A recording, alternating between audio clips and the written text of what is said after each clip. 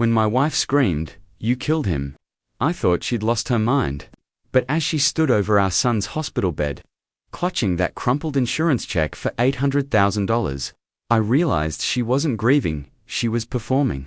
And the real tragedy was, I had no idea who the villain truly was, until I found the lockbox hidden under our son's bed. But I'm getting ahead of myself. Let me take you back to where this nightmare started. My name's Ethan Cole, 42, a mechanic from Ohio, and for 15 years, I thought I was living an honest, simple life. My wife, Laura, was a nurse, smart, charming, the kind of woman who made people feel safe just by smiling. We had one son, Tyler, 17, a bright kid who loved tinkering with engines almost as much as I did.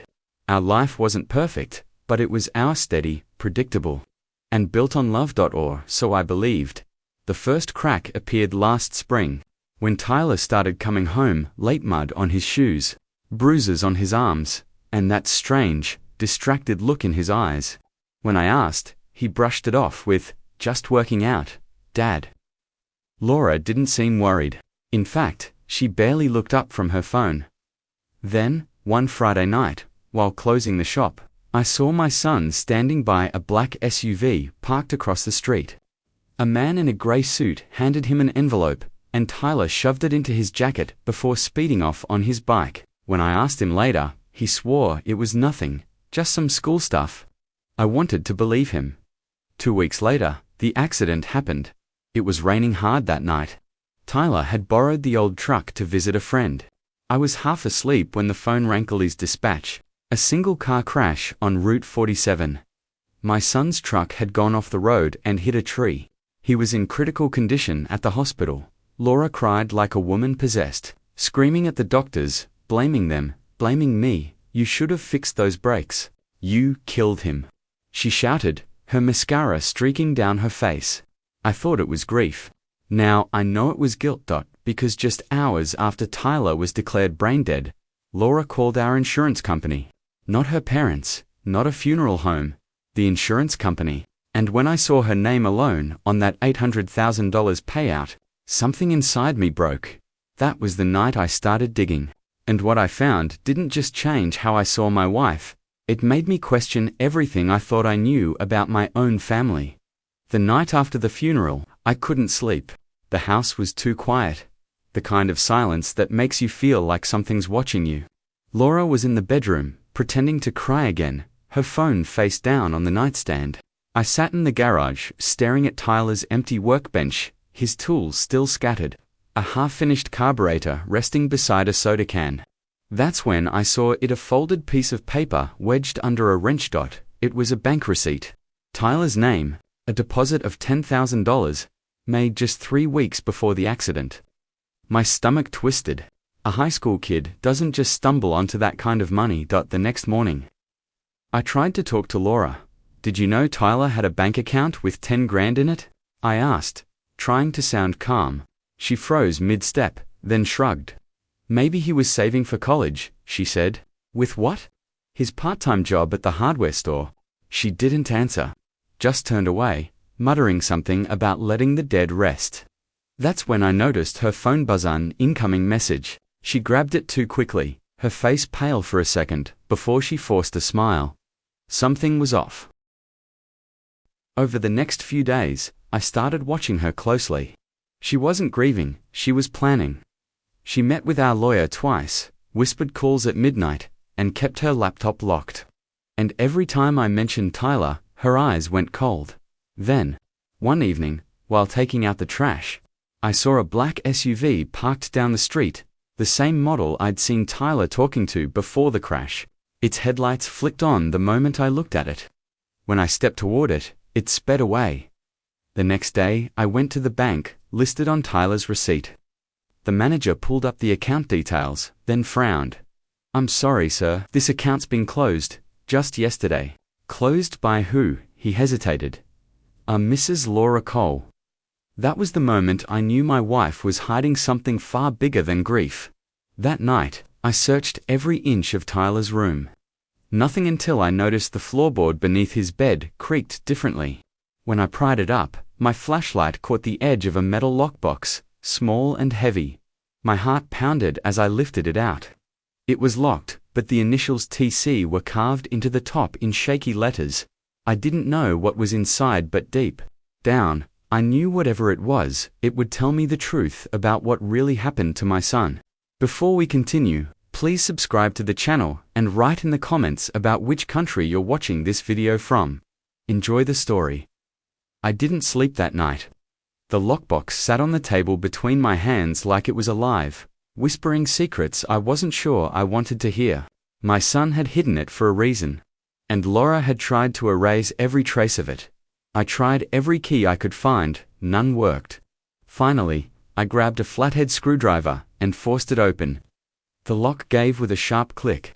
Inside, there were 2 envelopes, a USB drive, and a small black notebook.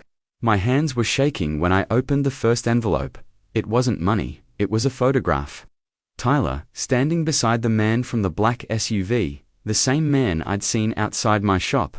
The 2 of them were shaking hands in front of a warehouse I'd never seen before. On the back, written in Tyler's messy handwriting, were the words, "Dad, if something happens to me, look here first." My chest tightened. I opened the second envelope. This one was a printed insurance document. Tyler's name was listed as a beneficiary, but not for our family's plan. It was a separate life insurance policy, worth $800,000, the same amount Laura had claimed after his death. The signature, at the bottom, read, Laura M. Cole. I froze. She'd taken out a policy in Tyler's name without telling me. The notebook was full of scribbles, dates, addresses, numbers. The last entry stopped me cold. Mom says this is just business, but the man doesn't feel right. He gave me cash to sign something. I think it's illegal. I dropped the notebook.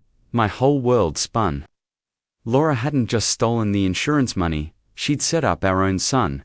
I plugged in the USB drive. It contained a video, dated 1 week before the crash. Tyler's face appeared, pale, nervous. Dad, if you're watching this, it means Mum did what I think she's going to do. She told me to sign some papers for her friend from the hospital, said it was for college funds. But I heard them talking. It wasn't college money, it was insurance. On me, she said. It had set us free. I think she's in trouble with someone. Please, don't trust her. I sat there for a long time, the screen glowing in the dark, my son's voice breaking apart my last pieces of denial. Suddenly, headlights flashed through the window. I looked outside the black SUV again, parked across the street, engine running. A tall figure stepped out and started walking toward the house. Whoever he was, he wasn't there to talk. The man from the SUV walked up the driveway like he owned it, steady, confident, not even trying to hide. I killed the lights, grabbed the old wrench from my toolbox, and waited by the door. My pulse thundered in my ears. Through the curtain, I saw him glance around, then head straight for the garage door. He knew where to go. I barely breathed as his shadow passed the window. A knock, 3 sharp raps. Then his voice, deep and calm. Mr. Cole, we need to talk. Every instinct screamed run, but I forced myself to open the door just enough to see his face. Clean-cut, mid-40s. The same man from the photo with Tyler. You were with my son, I said. Who are you? He smiled faintly. A friend. My name's Harrison. Your wife and I had an arrangement. That word arrangement made my blood run cold. What arrangement? Let's just say Laura owed money to some people who don't forgive easily. She promised a payout after her son's accident. Unfortunately, he paused, eyes flicking toward the house. You're complicating things by asking questions. I stepped back, tightening my grip on the wrench. You're not leaving until you tell me everything. He sighed. I didn't come here to fight. I came to collect. Collect what? He looked me dead in the eye. The rest of the money. The $800,000 she promised us. My chest burned. She already has it. Then maybe you should ask her why she moved it offshore last week. He slipped a folded paper into my hand-printed bank transfer. Laura's name. The date was just 2 days ago. Before I could respond, headlights appeared again. Laura's car, pulling into the driveway. Harrison smiled. Perfect timing. She stepped out, froze when she saw him. Her purse slipped from her hand. "Ethan, what are you doing talking to him?" "You tell me," I said, holding up the paper. "What the hell did you do?" She looked between us, pale as chalk. "Ethan, please. You don't understand." "Oh, I think I do. You used our son. You forged his name, took out an insurance policy, and when it paid off, stop." She screamed. "You think I wanted this? You think I planned for Tyler to die?" Harrison chuckled. "You didn't plan it, sweetheart, but you sure made it convenient." She turned on him, trembling. "You said no one would get hurt." "That was before you got greedy," he said. "Now, I'm just here to finish what you started." He reached inside his jacket and I saw the glint of a gun. Time slowed the moment I saw the gun. Laura screamed and stumbled back against the car, hands raised. Harrison's voice was calm, almost professional. "Don't make this harder than it has to be. The money, Laura, where is it?" "I moved it," she stammered. "It's gone. You'll never find it." He tilted his head, unimpressed. "You underestimate how good I am at finding things." That was the moment I lunged. I swung the wrench as hard as I could. The metal cracked against his arm, and the gun clattered to the floor. Laura screamed again.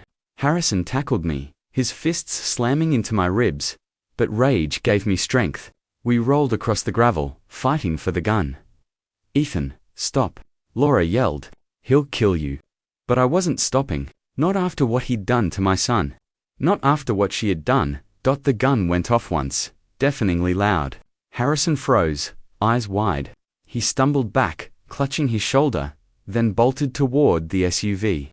Tires screeching as he sped into the night. Laura fell to her knees, shaking. "Ethan, I didn't mean for this to happen," she whispered. "He said it was just a loan. I thought we could pay it back after the payout. By killing our son," I shouted, "by turning him into a payday." Tears streaked her face. It was an accident. Tyler wasn't supposed to die. He overheard us arguing, and he took the truck. I was trying to protect him. Her words hit me like knives. "Protect him from what?" "From you." She broke then, sobbing uncontrollably. "They threatened to hurt me, Ethan.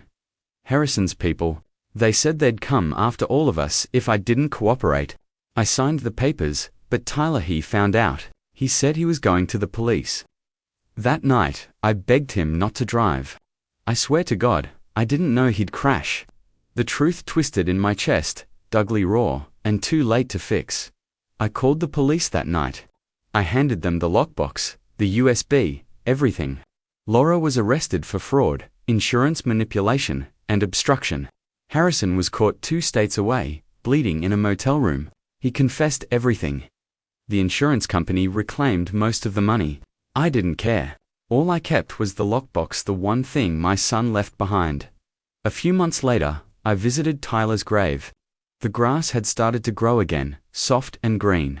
I placed the lockbox beside his headstone, whispering, "You were right, son. You always were." As I walked away, I remembered his last words from the video. "Don't trust her." Dad, he'd tried to warn me, to save me, even in the end.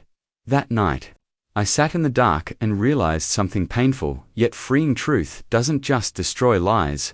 It exposes what we're willing to see, and sometimes, the dead speak louder than the living ever could.